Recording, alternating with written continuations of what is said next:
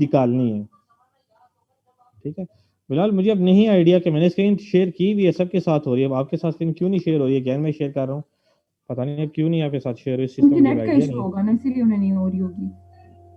हो सकता है शायद आपकी नेट की बैंडविड्थ कम हो, इस वजह से चांसेस हो सकते हैं, ठीक है। अच्छा, अब ये रिड्यूस होके ये कम क्यों हो गया, ये रीजन ये आती है, ठीक है। ये हमारा बायस थ्योरम है, रिड्यूस होके ये हो गया जो मैंने भी जिक्र किया कि प्रोबेबिलिटी ऑफ एग्जांपल यानी एक्स है इनटू प्रोबेबिलिटी ऑफ क्लास, इन दो को हम मल्टीप्लाई करेंगे तो हमारे पास रिजल्ट क्या आ जाएगा, प्रोबेबिलिटी ऑफ एग्जांपल नहीं probability of class given example आ जाएगा, ठीक है। अब ये चीज शॉर्ट इस वजह से हो जाती है क्योंकि आप किसी भी नंबर को कांस्टेंट नंबर से डिवाइड करें ना, मैग्नीट्यूड पे फर्क पड़ता है, ओवरऑल फार्मूले के बिहेवियर पे फर्क नहीं पड़ता, ठीक है। मैग्नीट्यूड कम हो जाएगा लेकिन फार्मूले का बिहेवियर वैसा ही रहेगा, इसीलिए हम क्या कर रहे हैं इस चीज को डिवाइड जो कर रहे हैं इसको हम कांस्टेंट कह रहे हैं, और इस चीज को हमने क्या कर देना है, इग्नोर कर देना है। चला अभी शुरू किया, ठीक है। तो ये हमारी बात है ओवरऑल। तो एंड पे हमारा रिजल्ट क्या बना हमने फाइंड क्या करना है, बायस थ्योरम अप्लाई करना है, ठीक है। इसमें जो ऊपर वाली दो टर्म है ना, हमने ये कैलकुलेट करनी है, ठीक है। हमने ये दो चीज कैलकुलेट करनी है, excuse me sir. Probability of class ये वाली चीज कैलकुलेट करनी है, और probability of example given class, ये दो चीज हमने फाइंड करके मल्टीप्लाई करेंगे तो हमारा रिजल्ट ये आ जाएगा, ठीक है। और इनिशियल चीज कांस्टेंट है तो हम इसे क्या कर देंगे, इग्नोर कर देंगे। तो ये हमारी ओवरऑल समरी है। अब इसको मैथमेटिकल कैलकुलेशन करते हैं। सर जी जी। सर ये जो प्रोबेबिलिटी ऑफ एग्जांपल है, इसके साथ ये जो नॉट का ऑपरेटर है और फिर आगे सी है, तो ये पहले एक्स और सी क्या मल्टीप्लाई होंगे? नहीं नहीं, नॉट का ऑपरेटर नहीं है ये, इसका मतलब है गिवन। इसको चीज रीड हम ऐसे करते हैं, फॉर एग्जांपल अब ये जो ना पी ऑफ एक्स है, ठीक है, और ये होती है गिवन सी, इसका मतलब है पी ऑफ एक्स का मतलब है एग्जांपल आपके पास, आपने कैलकुलेट करनी है, आपके पास क्लास गिवन है, उसकी आउटपुट गिवन है, आपने उसकी इनपुट की चीजें कैलकुलेट करनी है, ठीक है। और यहाँ चीज क्या है, आपके पास प्रोबेबिलिटी ऑफ क्लास आपने फाइंड करनी, एग्जांपल आपके पास गिवन है, ठीक है। दो चीजें उलट हैं एक दूसरे का। ये गिवन, ये जो बार है ना, ये इसका मतलब है गिवन, ठीक है। तो जो लेफ्ट साइड पे प्रोबेबिलिटी ऑफ क्लास फाइंड करनी है, एग्जांपल हमारे पास गिवन है, ये बराबर है प्रोबेबिलिटी ऑफ क्लास है, ठीक है। हमने इनपुट एट्रीब्यूट्स फाइंड करने हैं, multiply by probability of class हमने वो फाइंड करनी है, divide by probability of input. तो प्रोबेबिलिटी ऑफ इनपुट हमेशा कांस्टेंट होती है, तो हम इसे इग्नोर कर देंगे तो डिवाइड नहीं होगी चीजें, ऊपर दो चीजें हम कैलकुलेट करके आपस में मल्टीप्लाई कर देंगे तो हमारा आंसर आ जाएगा, ठीक है। अब इनको कैलकुलेट करते हैं, फिर आपको ज्यादा बेहतर तरीके से समझ आ जाएगा, ठीक है। अगर फिर भी सवाल हुआ तो हम दोबारा यहाँ स्लाइड पे वापस आ जाएंगे, ठीक है। तो पहले अब जिस चीज को कैलकुलेट करने जा रहे हैं, इस चीज को कैलकुलेट करने जा रहे हैं इसको, ठीक है। फिर हमने सेकंड ये चीज कैलकुलेट करनी है, और फिर दोनों को मल्टीप्लाई करके इसके बराबर कर देना, ठीक है। हमारा ये रिजल्ट आ जाए, हमें यही निकालना होता है। और ये इनिशियल चीज कांस्टेंट है, कांस्टेंट हमेशा हम इग्नोर कर देते हैं, ठीक है, जब डिवाइड हो रहा हो। क्यों? क्योंकि उससे आपका फर्क क्या पड़ता है, कांस्टेंट से सिर्फ ये फर्क पड़ता है कि मैग्नीट्यूड कम हो जाता है, लेकिन फार्मूले का बिहेवियर वैसा ही रहता है, हमेशा ये रूल चलता है, ठीक है। अब जरा हम इसे कैलकुलेशन पे आते हैं। तो पहले प्रोबेबिलिटी ऑफ हमने क्या कैलकुलेट करनी है, क्लास फाइंड करनी है। ये इंतहाई इजी काम है, ठीक है। कैसे इजी काम है, ये जरा आ जाता है आपके पास स्टैंडिंग डाटा सेट है, ठीक है। अब हमने क्या करना है, इसकी कैलकुलेशन यहाँ परफॉर्म करते हैं। अगर फिर भी एंड पे कोई क्वेश्चन हुआ तो मैं दोबारा स्लाइड पे वापस आ जाऊंगा, ठीक है। ये हमारे पास स्टैंडिंग डाटा सेट है, इसमें एज है, इनकम है, स्टूडेंट है, क्रेडिट रेटिंग है, और एंड पे बाय कंप्यूटर क्लास है। आउटपुट एट्रीब्यूट क्या, बाय कंप्यूटर, ये भी जरा स्लाइड का साइज कम है तो इससे रीड नहीं हो रहा, तो ये बाय कंप्यूटर एंड पे, ठीक है।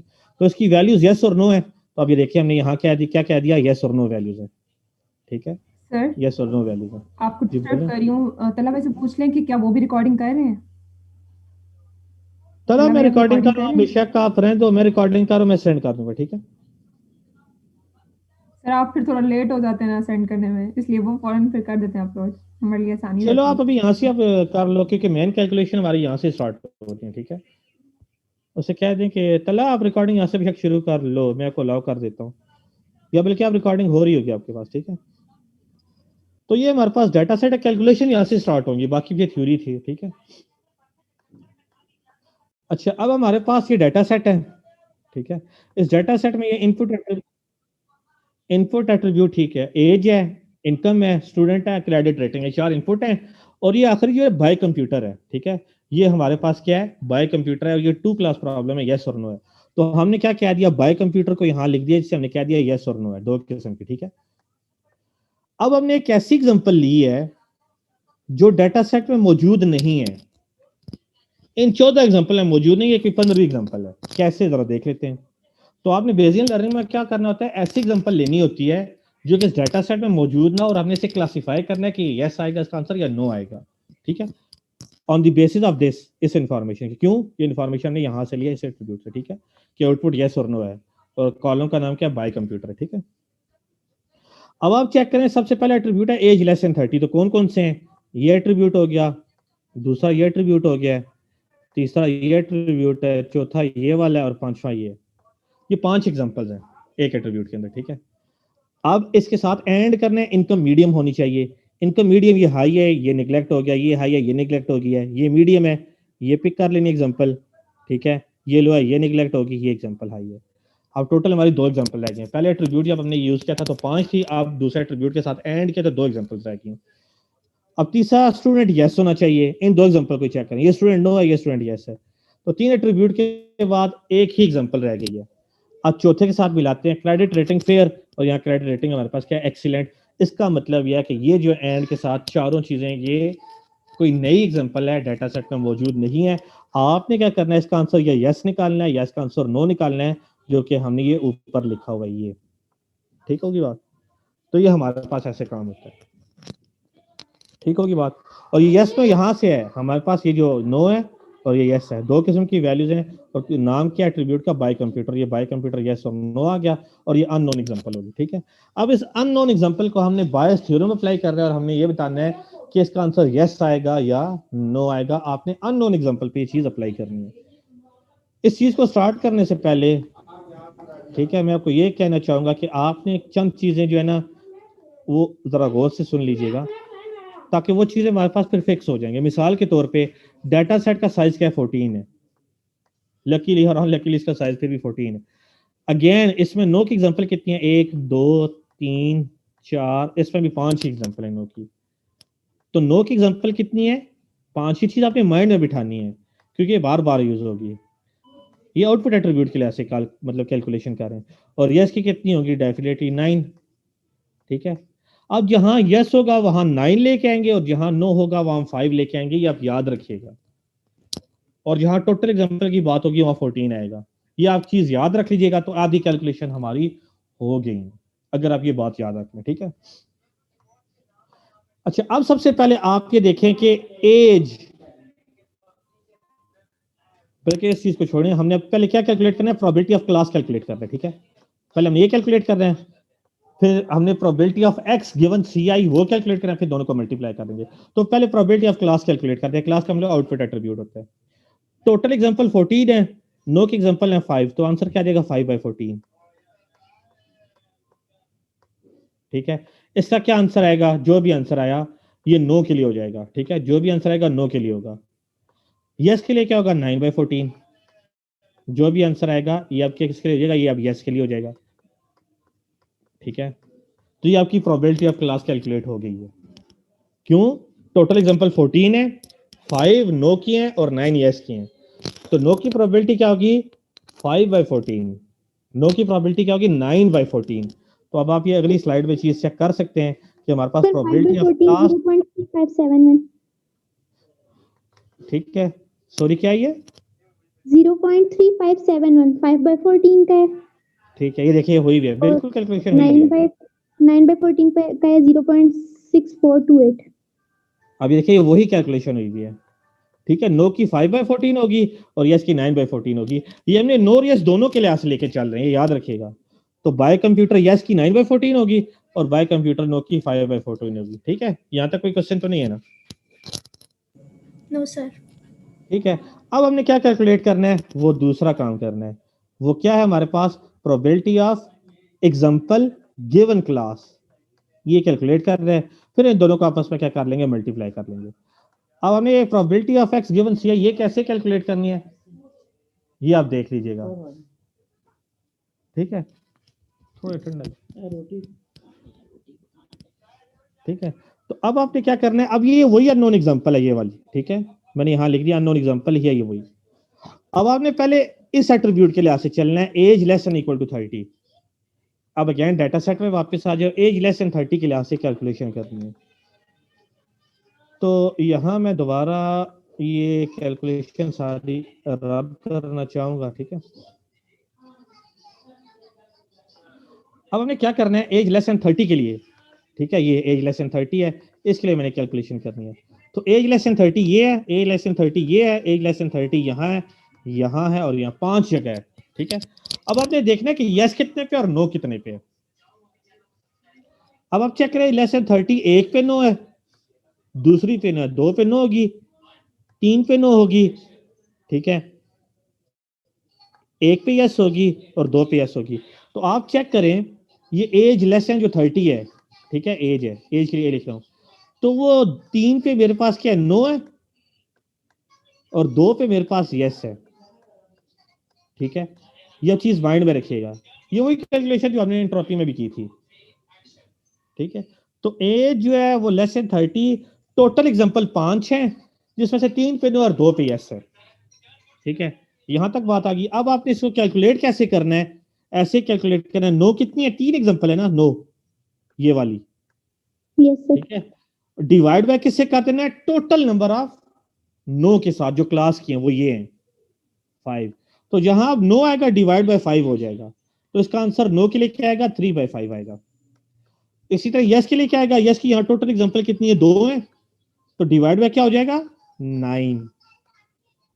तो इसका मतलब है जो लेस देन 30 एज है उसके लिए मेरे पास कैलकुलेशन जो आई है, यस के लिए वो 2/9 है और नो के लिए 3/9 है। तो हम अब अगली स्लाइड पे आ जाते हैं, तो आप देखिएगा यहाँ के साथ कैलकुलेशन हुई हुई है, ठीक है। अब ये देखिए यहाँ कैलकुलेशन हुई हुई है, ठीक है। आप क्या नाम है, तारा या वजिया, जो भी है दोनों में से, मुझे शायद अब नाम अब आवाज जो है ना वो मैंने पहचाननी सर, शुरू कर दी है, हमारी ठीक है। सर सब टीचर्स को मिक्स हो जाती है हम दोनों की।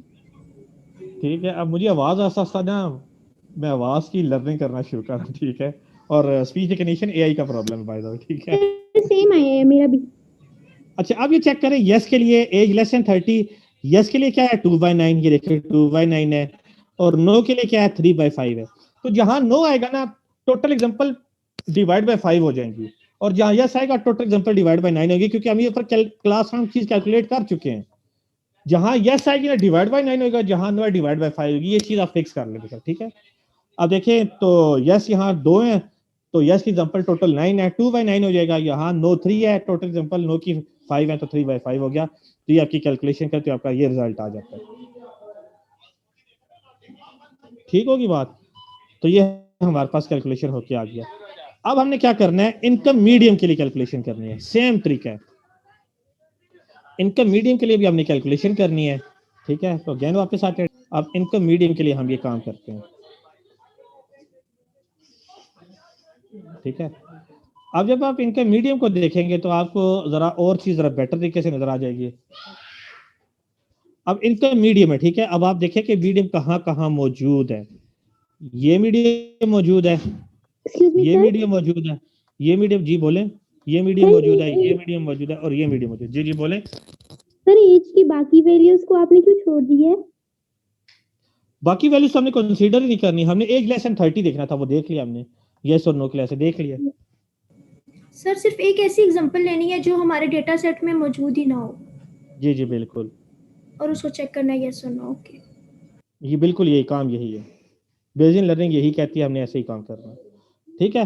तो ये कैलकुलेशन ओके हमारे पास है। अब इनकम इक्वल टू मीडियम है, इनकम मीडियम की चीज अगर आप चेक करें तो हमारे पास कहाँ कहाँ मौजूद है, आप चेक करें, ये मौजूद है एक, ये 2 मौजूद है, ये 3 मौजूद है, ये 4, ये 5 और ये 6 इनकम है, और सॉरी 6 हमारे पास इनकम इक्वल टू मीडियम है, ठीक है। अब आपने चेक करना है कितने पे यस है कितने पे नो है,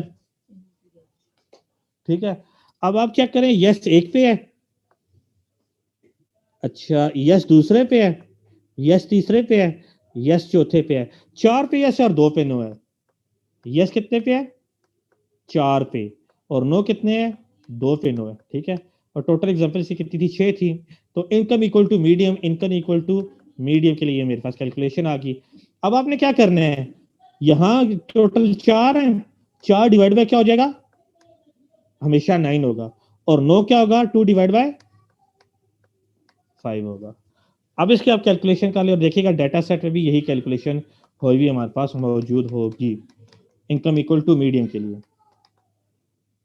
ठीक है, आप क्या करें, इनकम इक्वल टू मीडियम 4/9 और 2/5 है, इसको कैलकुलेट करेंगे तो आपके साथ कैलकुलेशन का रिजल्ट सामने लिखा हुआ है। ठीक है, अभी जैसे हम एक वैल्यू को लेके चलते जा रहे हैं और उसी को डिवाइड कर रहे हैं, आगे हमारे पास कैलकुलेशन ऐसा होगा लेंथी हो जाएगी, मीन कि आप ज्यादा से, क्योंकि अभी एक एक तो सिंपल लग रहा है, वो तो आराम से हो रही है, लेकिन ये आराम क्या से ही होगा कि होगी कॉम्प्लेक्सिटी की तरफ जाएंगे हम ना, बिल्कुल नहीं। सर अब ये मल्टीप्लिकेशन नीचे नजर आ रही है सर, अब ये कुछ अभी बताता हूँ ना, आपको बताता हूँ, आपको आइडिया हो ये जाएगा, आराम बहुत से सारा आसान सा काम है। और ये जो जिसने ये बेजियन लर्निंग इसने फार्मूला इजाद किया था, उसके लिए आप देखेगा साथ वाइज मैन लिखा जाता है। क्यों, प्रोबेबिलिटी से कुछ काम काफी हद तक आसान हो जाते हैं, हालांकि सारे नहीं होते, लेकिन कुछ काम आसान भी हो जाते हैं। ठीक है, अब सर वो तीसरी जो काम डिसीजन ट्री से हो रहा था वो अब इसके थ्रू हो सकता है। हाँ, उस पर भी आप अप्लाई करके कर सकते हैं, नो प्रॉब्लम। बेसियन लर्निंग उस पर अप्लाई की जा सकती है, बिल्कुल की जा सकती है, बिकॉज ऑब्वियसली सर क्योंकि वो भी सुपरवाइज के डाटा सेट एल्गोरिथम सुपरवाइज जो लर्निंग आते का हैं है। एक जी बिल्कुल, क्योंकि वो भी जो है सुपरवाइज लर्निंग में आता है, डाटा सेट ये भी सुपरवाइज लर्निंग में आ रहा है, तो अप्लाई इस पे भी हो सकता है। अब आप चेक करें, स्टूडेंट यस होना चाहिए। ठीक है, स्टूडेंट यस होना चाहिए, तो उसकी जरा कैलकुलेशन देख लेते हैं। एक तो जूम पे काम कर रहे हो तो साथ काम जो है ना नहीं सर मुझे होता। कंफ्यूज कर रही है ना एक चीज, आप मुझे फिर बताएं जी जी। बोलें। आप जो वैल्यू ले रहे हैं ना एक एक, वो किस बेसिस पे ले रहे हैं? जैसे लेस देन 30 इक्वल टू आपने किस बेसिस पे लिया, मीडियम किस बेसिस पे लिया, ये आप मुझे ये बताएं। देखिए ना, ये अननोन एग्जांपल से लिया ना, एज लेस देन 30 के लिए यस और नो की कैलकुलेशन किया है, फिर इनकम सर ये इक्वल टू गिवन मीडियम होगी, था, इसके लिए कैलकुलेशन की है। ठीक है, सर मैं ये कह रही हूँ ये साइड पे जो लिखी हुई है ना, आप उसको देख के करते जा रहे हैं, ये गिवन होंगी जैसे ये हमें कोई गिवन होती क्वेश्चन है, आ जाता है। गिवन यस होती सर, है, गिवन होती है। यस आप समझ आ गया। यस सर, आप मुझे समझ आ गई। ठीक है, इन्हीं की वजह से अब स्टूडेंट इक्वल टू यस ऐसी कैलकुलेशन करनी है। सर अब मुझे स्टूडेंट ये यस का, समझ, ये साइड पे तो लिखी हुई है ना, तो हमें कैसे पता चलेगा कौन सी उठानी है? आप मुझे पता चल गया कि ये दी होंगी। ठीक है, ये यस आ गया, ये यस आ गया, ये यस आ गया, ये यस है, ये यस है, ये यस है, और ये यस है। टोटल कितने, 1 2 3 4 5 6 7, 7 यस हैं। 1 2 3 4 3 7, हाँ बिल्कुल 7 यस है। ठीक है, अब इसमें से यस पे देखिए आंसर यस कितना आ रहा है, एक यस आ रहा है। ठीक है, ये दूसरा यस आ रहा है, ये तीसरा यस आ रहा है, ये चौथा यस आ रहा है, ये पांचवा यस आ रहा है, ये छठा यस, 6 यस आ रहे हैं। ठीक है, 6 यस है तो इसका वैल्यू 1 नो है, टोटल एग्जांपल 7 है। तो यहाँ यस पे आंसर यस कितने आ रहे हैं, 6 पे यस आ रहा है, और नो कितने पे आ रहा है, जब स्टूडेंट यस है तो नो 1 पे है।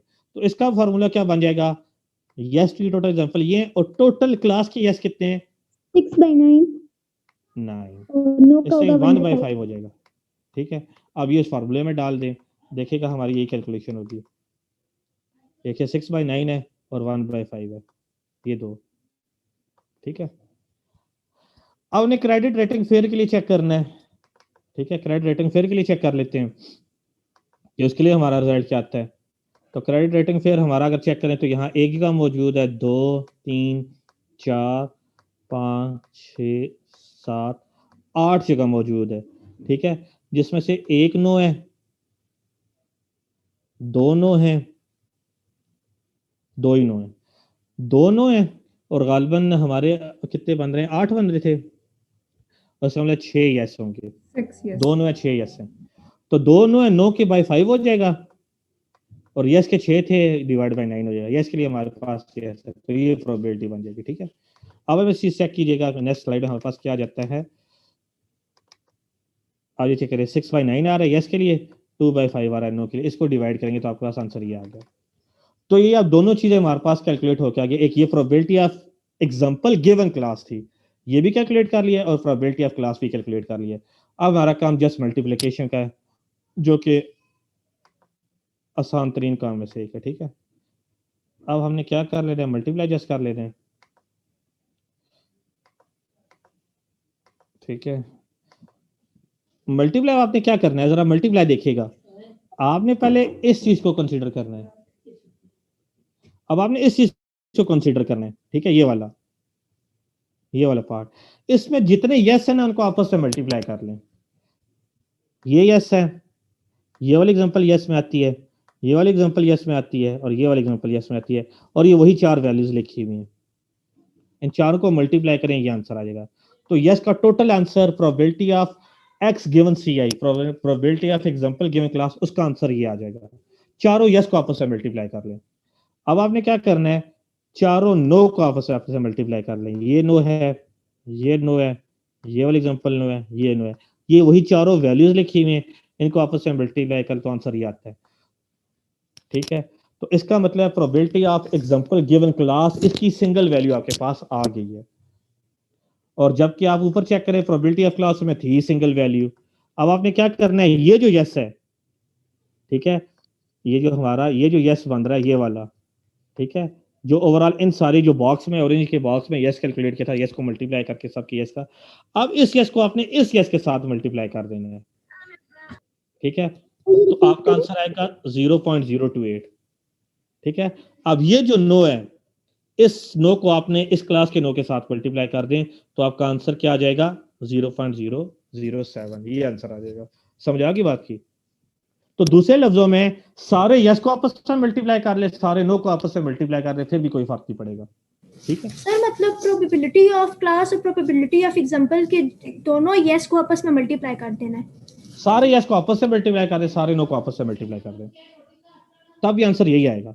यानी ये यस का क्या 0.643, यहाँ यस का 0.222 है, यहाँ यस का क्या 0.444 है, यहाँ 0.667 है, यहाँ 0.667 है। इन सारों को आपने क्या कर दिया, आपस में मल्टीप्लाई कर दें।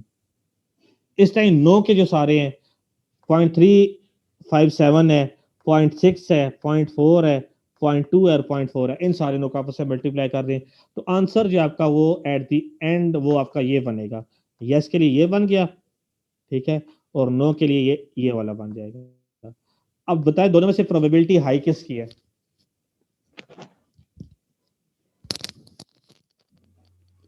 यस की। तो यस की हाई है, तो सोचने में कौन सी बात है? तो यस की हाई है, यस की हाई है। इसका पता है क्या सर, ये प्रोबेबिलिटी टर्म जो है ना वो मेरे लिए न्यू है थोड़ा सा सर, इस वजह से इसमें थोड़ी कंफ्यूजन हो रही है कि ये प्रोबेबिलिटी क्या है। सर इसको आप एक बार फिर से बता दीजिएगा, मुझे थोड़ा सा इंटरेस्ट नहीं हो रहा है वर्ड। सर अच्छा एक चीज और है सर, इसका आंसर अगर हमें चेक करना हो, मतलब लाइक हम पेपर में कर रहे हो, तो उसका यही है ना कि 0 से 1 के बीच में इसका आंसर लाई करना चाहिए, जैसे हम आम प्रोबेबिलिटी का फाइंड करते हैं। 0 और 1 इंक्लूड होते हैं, ठीक है, तो उनके दरमियान ही आंसर आना चाहिए। ठीक है, अब देखिए दोनों में से यस की प्रोबेबिलिटी हाई है, तो इसका मतलब है ये एग्जांपल जो इसका आंसर क्या होगा, यस होगा। ठीक होगी बात? बाकी नहीं ना, बात ये है कि कैलकुलेशन समझ आ गई आपको? पहले ये बताएं। यस सर, कैलकुलेशन समझ आ गई है। तो आप ना टोटल नंबर से डिवाइड कर देना है, किसी की प्रोबेबिलिटी निकल आती है, वो प्रोबेबिलिटी ही होती है। ठीक है, जैसे हमने कैलकुलेशन यस की है ना, age less than equal to 30 था, तो यस और नो के दोनों लिहाज से कैलकुलेशन की, यस के अलहदा आंसर आ गया, नो का अलहदा आ गया। डिवाइड में हमने टोटल यस से डिवाइड किया था, टोटल नो के जो यहाँ था, तो इस तरह ये काम करे तो ये प्रोबेबिलिटी ही कहलाती है। सर जिस वे से हम कमिंग के ये स्टैटिक्स को लेके हम चल रहे हैं, तो उसमें भी यही होती है प्रोबेबिलिटी हमारे पास, उसी के लिहाज से हम इसको डेफिनेटली इसमें और भी डिटेल्स होती है, मतलब है वो तो बहुत बड़ा है ना। Yes sir. अच्छा, इतनी सारी एजेस गिवन है डाटा सेट में, बट किस तरह चेक या डिसाइड करें कि एग्जांपल डाटा सेट में मौजूद है या बाकी। अच्छा, वो मैं आपको दोबारा बता देता हूँ, ठीक है, आपका सवाल वैलिड है, मैं आपको बता देता हूँ, लेकिन आप कोशिश किया करें बोला करें। ठीक है, बोलेंगे नहीं तो आप काफी हद तक अपना जो है ना वो चीजें, अपना हक राय जो है वो खो देते हैं, इसलिए बोला करें। मैं तो ये कहता हूँ बोला करें, मैंने कभी ये नहीं कहा कि आप गलत सवाल करें या गलत जवाब दे रहे हैं। ठीक है, गलत हो तो मैं कभी किसी को ये नहीं कहता कि आपका सवाल गलत है। ठीक है, सवाल गलत तो हम ठीक देख लेंगे। आप ये क्वेश्चन हमें भी बताएं कि क्या क्वेश्चन, सर क्वेश्चन क्या है ताकि हमें भी पता चले। आप वो ये पूछ रही थी कि हमें ये पता कैसे लगा कि ये चीजें, अच्छा चलिए ठीक है, कि ये जो डाटा सेट में ये एग्जांपल जो है वो डाटा सेट में मौजूद है या नहीं, ये जो अननोन एग्जांपल है ये कैसे है, अगर मैं ये समझूं सवाल इनका, तो उसकी रीजन ये देखिए, age less than equal to 30 है, तो आप ये देखिए एज लेस देन 30 यहाँ मौजूद है, यहाँ मौजूद है, यहाँ मौजूद है और यहाँ मौजूद है, 5 जगह मौजूद है। ठीक है, अब आपने क्या करना है, इसके साथ एंड का ऑपरेटर लगा के आपने देखना है इनकम मीडियम होनी चाहिए। इन्हीं 5 एग्जांपल्स के अगेंस्ट इनकम हाई कहाँ है, सॉरी इनकम जो है मीडियम होनी चाहिए। अब यहाँ इनकम हाई है, ये कंसीडर नहीं करेंगे, ये वाला 30 कंसीडर नहीं करेंगे। अब अगेन ये 30 है, इनकम हाई है, ये कंसीडर नहीं करेंगे। अब ये इनकम मीडियम है, ये कंसीडर करेंगे, ठीक है। अब अगेन ये इनकम लो है, ये कंसीडर नहीं करेंगे, अगेन इनकम मीडियम है, ये कंसीडर करेंगे, ठीक है। अब हम तीसरा एट्रीब्यूट लेते हैं, स्टूडेंट यस होना चाहिए। अब 2 एग्जांपल रह गए हैं, यहाँ स्टूडेंट नो है, ये कंसीडर नहीं करेंगे, स्टूडेंट यस है तो हम ये कंसीडर करेंगे, एक एग्जांपल रहेगी। अब आगे देखें क्रेडिट रेटिंग फेयर है, तो यहाँ क्रेडिट रेटिंग एक्सीलेंट है, फेयर नहीं है, इसका मतलब ये सारी example out of data set है, ठीक है। समझ आ गई बात अब आपको? यस सर, एक तो ये है ना कि डेटा सैंपल जो है वो हमें गिवन होगा, पर इस तरह से भी तो क्वेश्चन पेपर में आ सकता है ना कि आपने इस तरह एक पूरा टेबल दिया हुआ हो और खुद बोला हुआ हो कि कोई ऐसा डेटा सैंपल उठाएं जो इस टेबल में गिवन ना हो और देन उस पर कैलकुलेशंस हाँ करें, जी, ऐसी भी तो सिचुएशन हो सकती है ना। बिल्कुल ऐसी हो सकती है। और सर ठीक है, इसके अलावा जो हम लोगों ने जो पिछले एल्गोरिथम में पढ़ा है एंट्रोपी जो थी, वो हमारे पास ये था कि जो एक्स्ट्रा वैल्यू जो डेटा होता है वो निकाल देता है। तो इसमें जो ये प्रोबेबिलिटी है ये किस पर्पस के लिए यूज हो रहा है? प्रोबेबिलिटी देखिए, जिस चीज की प्रोबेबिलिटी ज्यादा होती है ना वो इवेंट अकर हो जाता है, ठीक है। मिसाल के तौर पे अब एक हमारा अनफॉर्चुनेटली हमारा एक है, हाँ ये बना हुआ है कि पाकिस्तान और इंडिया का वर्ल्ड कप में जब भी मैच होता है तो पाकिस्तान हारता है, ठीक है। अब ये मेरे लिए क्या है, ये मेरे लिए इंफॉर्मेशन है, प्रीवियस इंफॉर्मेशन, ठीक है। यानी पहले की इंफॉर्मेशन, इसे हम कहते हैं प्रायर प्रोबेबिलिटी, पहले की इंफॉर्मेशन अगर प्रोबेबिलिटी के लिहाज से देखें। अब मैं अगला जब मैच होने लगा होगा ना, मैं पहले ही पोस्टीरियर प्रोबेबिलिटी कह दूंगा कि पाकिस्तान मैच हार जाएगा। क्यों? मैंने पीछे से लर्न ये किया, जब भी हमारा पाकिस्तान का और इंडिया का वर्ल्ड कप में मैच होता है तो हम हारते हैं। हाँ, इसके बरक्स एशिया कप जब भी होता है तो पाकिस्तान जीतता है। इसका मतलब ये हुआ कि जब नया मैं देखूंगा अगला सिनेरियो, ये प्रायर प्रोबेबिलिटी है, ठीक है, ये प्रायर प्रोबेबिलिटी है, ठीक है, ये प्रायर प्रोबेबिलिटी है। प्रायर प्रोबेबिलिटी में क्या होता है, आपके पास पहले इन्फॉर्मेशन होती है, उसकी बेस पे आप पोस्टीरियर का रिजल्ट निकालते हो, ठीक है। यानी सर इस इवेंट के होने सर के अब आप चांसेस हमें ज्यादा बता सकते सर अब आप हमें बता सकते हैं कि कौन सा सिनेरियो ऐसा होता है जिसमें हम डिसीजन ट्री यूज करते हैं, और कौन सा ऐसा सिनेरियो होता है जिसमें हम ये बायसियन हैं। जहां जहां क्लासिफायर यूज डिसीजन यूज होता है वहां वहां बेसियन लर्निंग यूज हो सकता है, एंड वाइस करते हैं? वर्सा, सर ओके, ठीक है। तो फिर कैलकुलेशन सर सारे, इसका मतलब है कि ये उसके बाद आया था और ये एक बेटर अप्रोच है और हमें फिर इसी को इम्प्लीमेंट करना चाहिए, बिकॉज जैसे हम पीछे अब आप पहले वो देखिए बेटर अप्रोच किसका है। अब आप बेटर अप्रोच देखिए, हमने अंदर सारा रिजल्ट निकाल लिया है। डिसीजन ट्री का हमें 2 यस लेक्चर लगे थे, क्यों? वो डिवाइड एंड कंकर था, ये इंक्रीमेंटल है, तो इंक्रीमेंटल फास्टर होता है। अब आपको आइडिया हो जाएगा आराम से। यस बिकॉज सर इसके भी हम ऐसे एग्जांपल ले सकते हैं जैसे हमने वो पहले एल्गोरिथम्स वगैरह किए थे, breath first search, depth first search और पता नहीं कौन कौन से, तो नहीं सर नहीं नहीं नहीं कि नहीं हमें नहीं नहीं, वो और चीज है, ठीक ये है। और चीज है, वो अभी से नहीं हम नहीं, यूज मैं नहीं ये कर। कहना चाह रही हूँ कि एक से बढ़कर एक एक बेस्ट है, उससे भी ज्यादा बेस्ट है, तो हमें ये बेस्ट यूज करना चाहिए। तो क्या ये इन दोनों की अपनी अपनी जगह इंपॉर्टेंस है, या ये हो सकता है कि एक ही बेस्ट है तो वो यूज कर लो, हर उस पर किसी की ज्यादा अपनी जगह फोकस? इंपॉर्टेंस होती है, यस सर। ठीक है। तो अच्छा सर जैसे इसका आपने पेपर में क्वेश्चन दे दिया था कि कौन सा एल्गोरिथम बेस्ट है, तो हमें जो यूनिफॉर्म का, जो हमें इन्फॉर्म्ड और अनइन्फॉर्म्ड का, तो हमने बोला था कि इन्फॉर्म्ड सर्च बेस्ट है। तो अगर फॉर एग्जांपल आप पेपर में क्वेश्चन दे देते हैं इन दोनों में से कौन सा बेस्ट है, तो क्या आंसर आना चाहिए फिर? आपके ख्याल में कौन सा बेस्ट है? हमें तो यही वाला लग रहा है सर, जो भी पढ़ा है। तो बेस्ट कोई भी नहीं होता, याद रखिएगा। बेस्ट ये डिपेंड करता है यस कि सर डाटा बिकॉज सेट ये कैसा है, डाटा कैसा है उस पर यस सर डिपेंड करता है, इनपुट पे डिपेंड करता है, आंसर ये है, ठीक है। अब मिसाल के तौर पे आपके ह्यूरिस्टिक फंक्शन है ही नहीं, और मैं कहूँ आप इसका इन्फॉर्म्ड सर्च लगाएं इस पे, तो आप लगा लेंगी? हालांकि वो तो बेटर है अनइन्फॉर्म्ड की बेस पर, वहाँ नहीं लगेगा, क्यों? इनपुट ही ऐसी है, ठीक है। अच्छा दोबारा लॉग इन हो, और थोड़ी सी एग्जांपल है, 5-7 मिनट का लेक्चर और लूंगा, फिर आपको फ्री कर दूंगा, ठीक है। फिर अगर किसी कोई क्वेश्चन आंसर है वो भी ले लेते ओके हैं, सर। ठीक है।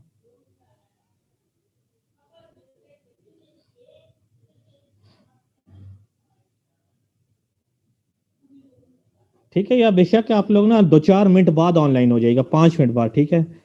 एग्जैक्ट 7 बजे ऑनलाइन हो जाएगा, ठीक है, एग्जैक्ट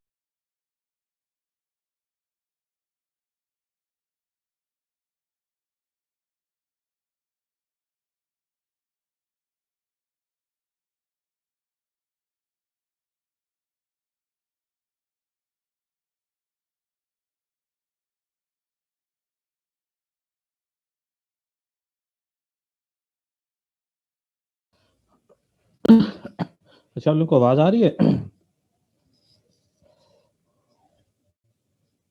जी सर आ रही है। अच्छा, किसी को यहाँ तक अभी कोई क्वेश्चन है, पूछना चाहे तो पूछ सकता है।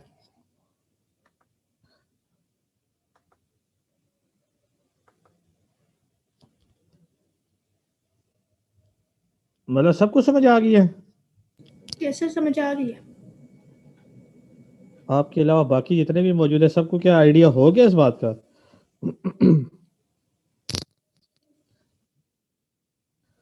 चले, अगर स्टिल किसी को क्वेश्चन है वो करना चाहे तो कर सकता है, नो प्रॉब्लम।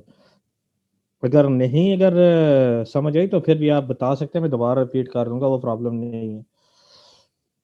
ठीक होगी बात? अच्छा, अभी मैं टोटल क्लास कोशिश करूंगा 10 मिनट से ज़्यादा ना लूं, ठीक है? क्योंकि इतना ही की बात हुई थी तय। तो मैं आपके सामने ये लैब करने लगा हूँ बेजियर लर्निंग की, ठीक है? आपने इसे फॉलो करना है। तो कल आप बेशक रिकॉर्डिंग स्टार्ट की भी आपने तो कर लो बेशक, इसकी मैं रिकॉर्डिंग अभी ये नहीं कर रहा, ठीक है? अच्छा, अब हमने क्या करना है, ये जो मैं भी आपके सामने कोड विजिबल करता हूँ, आपने से देख के बताना है क्या ये पहले काम किया हुआ है या नहीं, ठीक है?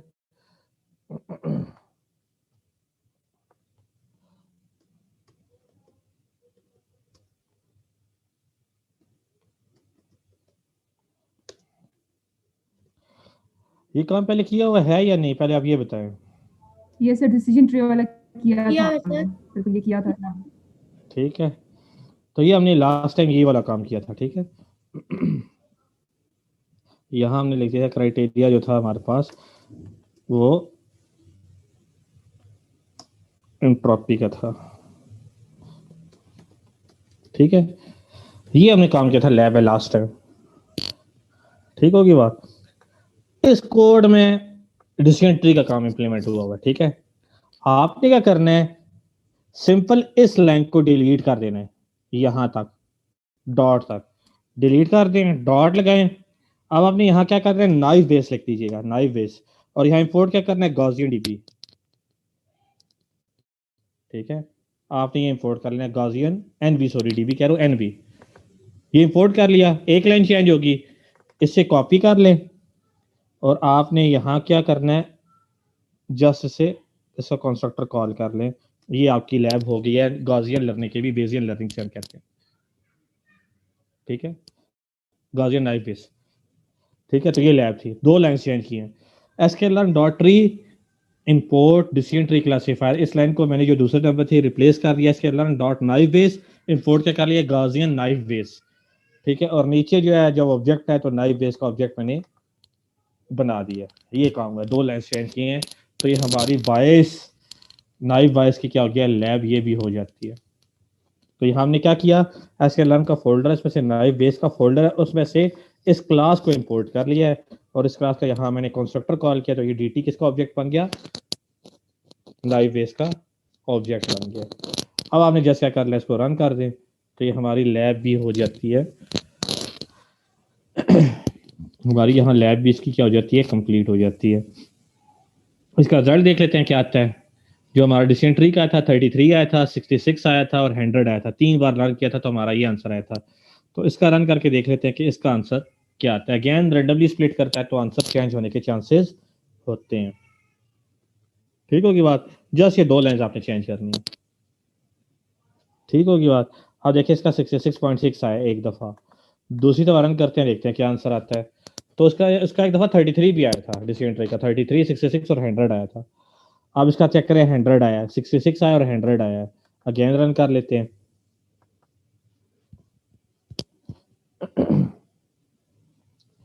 अगेन 100 आया। तो 3 आइट्रेशन जब हमने रन किया तो हमारे पास जो नाइव बेस है इसका आंसर क्या आया, 66, 100 और 100। जबकि डिसीजन ट्री का आया था 33, 66 और 100। तो दोनों में से ओवरऑल बेटर परफॉर्मेंस किसकी रही है, डेफिनेटली नाइव बायस की ज्यादा बेटर रही है। ठीक होगी बात। तो इस तरह ये लैब भी हमारी यहाँ कंप्लीट हो जाती है। ठीक है, तो ये कोड जो है मैंने बनाने के लिए मुझे बड़ा टाइम लगा था कि सारी चीज़ों का कोड एक जैसा ही हो जाए। तो ये स्टैंडर्ड पे लाने के लिए मुझे बड़ी मेहनत करनी पड़ी है, ठीक है। तो आप इस मेहनत को बरकरार रखना, ठीक होगी बात। तो इस तरह हमारी ये लैब भी कंप्लीट हो जाती है। अब जरा मैंने आपसे बात करनी है प्रोजेक्ट पे, ठीक है। ये दोनों कोड मैं भी अपलोड कर देता हूँ, ठीक है। आपने काम क्या करना है, ये अक्सर मैं स्क्रीन शेयर करता हूँ और आपने यही काम प्रोजेक्ट के लिए करना है और मैं शॉर्ट कर देता हूँ, ठीक है। आपने ये गूगल क्रोम पे आ जाना है, ठीक है। तो ये गूगल क्रोम आपके पास ओपन हो जाएगा। तो आपने यहाँ क्या लिखना है, पहले तो गूगल ओपन करें ना, ठीक है। यहाँ आपने क्या लिखना है, UCI, ठीक है। ये मशीन लर्निंग रिपोजिटरी है, ठीक है। इसे ओपन करें, ये आपके पास ये आर्काइव ICS EDU आ जाता है। इसके क्लासिफिकेशन पे क्लिक कर दें, इसके जब क्लासिफिकेशन पे क्लिक कर देंगे, ठीक है, तो आपके पास ये 419 डाटा सेट्स आ रहे हैं। और ये चेक करें सारा डिफॉल्ट टास्क सबका क्या क्लासिफिकेशन है, ठीक है। तो मैंने काम क्या करना है, यहाँ से मैं 2 डाटा सेट डाउनलोड कर लेता हूँ। आपने क्या करना है, यहाँ से डाटा सेट कोई भी डाउनलोड कर ले, ठीक है, कोई मसला नहीं है। तो यहाँ से मैं बैलून्स का डाटा सेट डाउनलोड कर लेता हूँ फॉर एग्जाम्पल। इसे मैंने डाउनलोड कर लिया, क्लिक किया, तो ये आ गया बैलून्स डाटा सेट। इसके डाटा फोल्डर में आपने आ जाना है। डाटा फोल्डर में आप आएंगे तो यहाँ आपके पास इस तरह का कोई इंडेक्स आ रहा होता है। इसमें अपने नेम्स को डाउनलोड करना होता है और किसी एक डाटा में से किसी एक फाइल को डाउनलोड कर लिया रेंडमली। फॉर एग्जाम्पल मैं इसे डाउनलोड कर लेता हूँ, तो ये 2 फाइल डाउनलोड हो गई हैं, ठीक है। आपने इसको ओपन करें शो इन फोल्डर करके ना, या जहां भी डाउनलोड हुआ है, ठीक है, राइट क्लिक करके ओपन विद कोई भी आपका जो ब्राउजर इंस्टॉल है ना, उसके साथ आपने ओपन करना है। कोई भी ब्राउजर, इंटरनेट एक्सप्लोरर है, माइक्रोसॉफ्ट एज है, फायरफॉक्स है, क्रोम है, इंटरनेट एक्सप्लोरर है। तो ये फायरफॉक्स सेलेक्ट मेरे पास अभी सामने आ गया, तो इसी से ओपन कर लेते हैं। तो आप यहाँ देखेंगे, यहाँ आपके पास कॉलम्स के नेम आ रहे हैं जो हेडर्स होते हैं, जैसे आउटलुक और टेम्परेचर और ह्यूमिडिटी नहीं था इस तरह। ये देखें, कलर है, साइज है, एक्ट है, एज है, और ये at the end class attribute है। क्यों, यहाँ ये मेंशन है क्लास इन्फ्लेटेड ट्रू और फॉल्स है, ठीक है। तो ये मेरे पास कॉलम्स के नेम आ जाते हैं। अगेन वापस डाउनलोड्स में आ जाए, मेरे पास ये स्टाइल डाटा ये डाउनलोड हुआ है, ठीक है, उसी के बिहाफ पे इसे राइट क्लिक करके मैं ओपन विद कर देता हूँ, फायरफॉक्स कर लेते हैं, ठीक है। तो ये मेरे पास डाटा है, क्योंकि डाटा का मैं ज्यादा उससे फर्क नहीं पड़ता। आपने सारा डाटा कंट्रोल से सिलेक्ट कर लेना, इसे कर लें कॉपी। जब आप कॉपी करेंगे आपने यहाँ आ जाना है डेस्कटॉप पे, ठीक है। इसे सेव कर लेता हूँ और इसे क्लोज कर देता हूँ। आपने कहाँ जाना है, डेस्कटॉप पे आ जाना है, ठीक है। यहाँ डेस्कटॉप पे आ जाएं और यहाँ आपने बना देनी है एक्सेल की फाइल, ठीक है। जब आपकी एक्सेल की फाइल बन जाएगी, ठीक है, आप इसको ओपन कर लें, ठीक है। ओपन करने के बाद आपने यहाँ पेस्ट कर देना है। पेस्ट करके ना ये डाटा कोई गड़बड़ सा हो जाएगा, ठीक है। बस इतना सा आपने काम करना है। कोड मैं आपको दोनों दे दूंगा, आपने दोनों एल्गोरिदम रन करने। यहाँ आपने कंट्रोल आर करके ना यहाँ कंट्रोल V पेस्ट कर दें। जब आप पेस्ट करेंगे तो डाटा आपका ना अजीब किस्म का यहाँ पेस्ट हुआ आएगा इस तरह।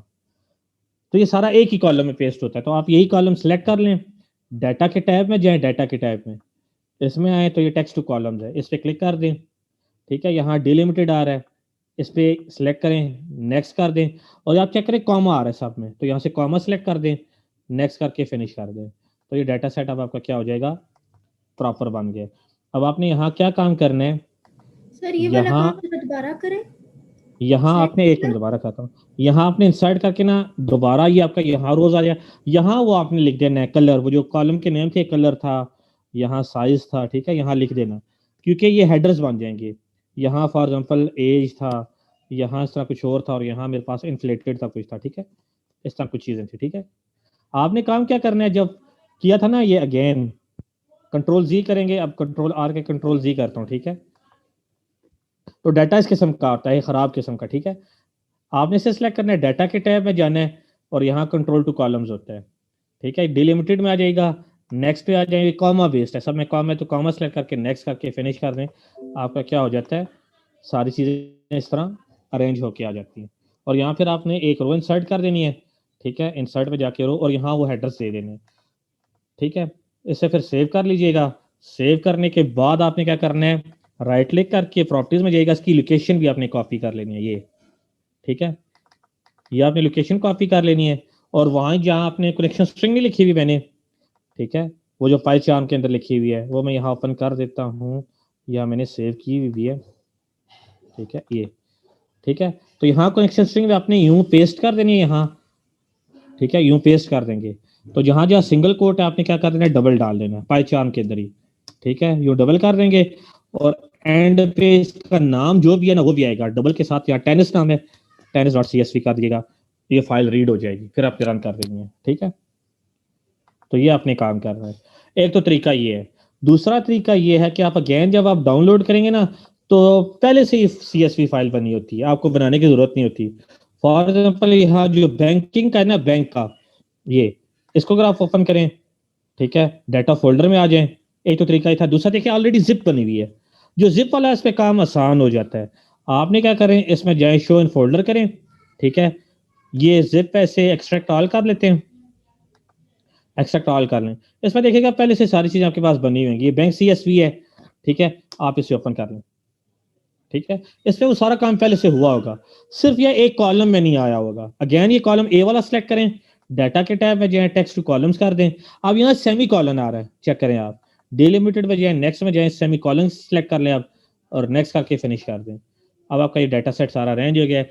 अगेन इसका पाथ ये रिकॉर्डिंग कर रहा है, क्या नाम है, तला रिकॉर्डिंग कर रहा है, ठीक है। तो अब ये देखिए अगेन इस तरह आपका बन गया है, इसमें कॉलम के नेम भी पहले हैं, इसको आपने उसी तरह सेव करके लोकेशन गेट करके वहाँ पाथ में लिख लीजिएगा जहाँ मैंने भी आपको बताया है।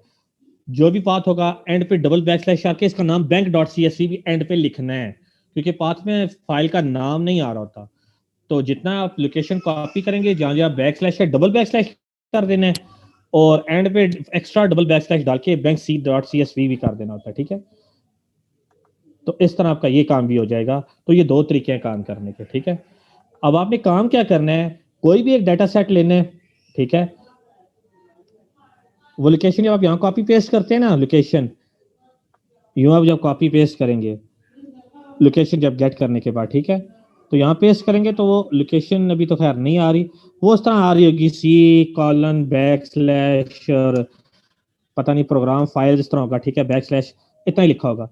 लेट्स सपोज इतना पाथ रिटर्न हुआ है, तो जहाँ सिंगल बैकस्लैश है वहाँ डबल कर देना है और सबसे एंड पे ये दो बैकस्लैश डाल के ना जो उसका नाम है, फॉर एग्जांपल बैंक.csv था, बैंक.csv करके सेव कर दीजिएगा तो रन हो जाएगा, ठीक है। अच्छा, अब आपने काम क्या करना है, कोई भी एक डाटा सेट डाउनलोड कर लें, हर कोई बंदा बेशक, ठीक है, या ग्रुप की सूरत में कर लें, आपकी मर्जी है। आपने क्या करना है, ये कोड भी आपको मैं अपलोड कर देता हूँ, आपने एक डाटा सेट रन करना है और मुझे ये बताना है कि डाटा सेट के आपकी समरी लिखनी है। डाटा सेट ये था, ये कॉलम थे, इतनी एग्जांपल है, इतने एट्रीब्यूट हैं, ये थोड़ी सी एक्सप्लेनेशन देनी है डाटा सेट की। फिर दोनों में से बेटर बताना है कि किसका रिजल्ट क्या आया है।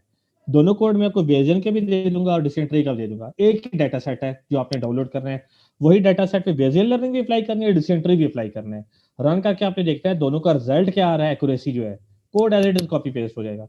वो जो एक्यूरेसी आपने मुझे बतानी है कि इसकी एक्यूरेसी ज्यादा है और किस बेस पे है, ये आप मुझे 5 से 10 लाइन की समरी लिख के भेजिएगा और ये सवाल मैंने प्रैक्टिकल में एज इट इज पूछना है, ठीक है। तो नंबर में ये जो आपने समरी सेंड की होगी, यही नंबर मैं पेपर में प्रैक्टिकल के इस क्वेश्चन में लगा दूंगा और जो इंटरनल के 8 मार्क्स है उस पर भी कुछ नंबर यहाँ से वहां लगा दूंगा। तो यहाँ आज का लेक्चर एंड होता है। किसी को कोई क्वेश्चन है पूछना चाहे तो पूछ सकता है। सर ये करेंगे तो फिर ही पूछना बनेगा, वैसे अभी तो कोई नहीं। ठीक है, नो प्रॉब्लम, जब करेंगे तो आप पूछ लीजिएगा। बाकी लैब में से या बेसिक लर्निंग में से कोई सवाल है वो पूछना चाहे तो पूछ सकते हैं, किसी वक्त भी पूछना चाहे तो पूछ सकते हैं, ठीक है। ये सर आज दोनों करेंगे ना? सॉरी सर ये काम समझ नहीं जो बात। प्रोजेक्ट क्या है ये कब तक करके देना है प्रैक्टिस के ये अलावा? आप जिस दिन पेपर होगा ना, पेपर फॉर एग्जांपल अगर आपका पेपर ए का 15 फरवरी को है तो उसमें 3 दिन ऐड करके ना 18 फरवरी तक आप जमा करा सकते हैं, ठीक है। सर लास्ट पेपर के बाद लीजिएगा अगर मतलब इस तरह का हुआ कोई, क्योंकि साथ उससे हमारे प्रॉब्लम ये हो दूसरे। जाएगी क्योंकि मुझे पहले रिजल्ट जमा कराना पड़ जाएगा ना। यस सर, जिस ये दिन भी है। पेपर होगा उसके 3 दिन बाद, बीच में इस पेपर में आपको छुट्टियां होंगी, ये कंफर्म बात है। अगर फिजिकल हुए ना तो उसमें Yes. छुट्टियां आपको होंगी, ठीक है। तो आप ना ये काम कीजिएगा और ये सवाल मैंने पूछना है पेपर में, पहले कह रहा हूँ, और जो आपने समरी भेजी होगी वो नंबर मैंने उसी पेपर में लगानी है। सर पेपर का कह रहे हैं इसी में से, मतलब पेपर में भी क्वेश्चन आएगा, मतलब जो प्रोजेक्ट ये जो आप रिलेटेड चीजें। समरी भेजेंगे ना, समरी भेजेंगे, यही नंबर मैंने क्वेश्चन नंबर 1 जो प्रोजेक्ट से रेलेवेंट है उस पर नंबर लगाने हैं, वो आपने वैसे बता दीजिएगा कि मैंने ये प्रोजेक्ट किया, इसमें ये काम किया है, मैंने ये रिजल्ट आए, वो आप मेंशन करिएगा। जो आप समरी मुझे भेजेंगे, जो नंबर यहाँ में देने हैं मैंने वही नंबर वहां देने हैं। यस सर, ठीक है सर। तो ये एआई के लिए, ये बाकी सबको भी बता दीजिएगा, ठीक है। किसी किसी का क्वेश्चन आज के लेक्चर में से? सर रिकॉर्डिंग बंद करवा दीजिए, एक चीज रिकॉर्डिंग तल्ला बंद कर दो। तल्ला ने रिकॉर्डिंग किया, तल्ला आप रिकॉर्डिंग जो है ना वो अपलोड कर देना आज।